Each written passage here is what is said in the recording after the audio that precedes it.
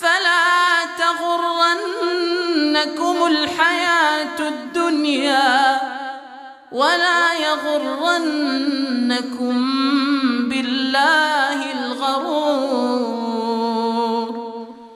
إن الشيطان لكم عدو فاتخذوه عدوا إنما يدعو حزبه ليكونوا من أصحاب السعير.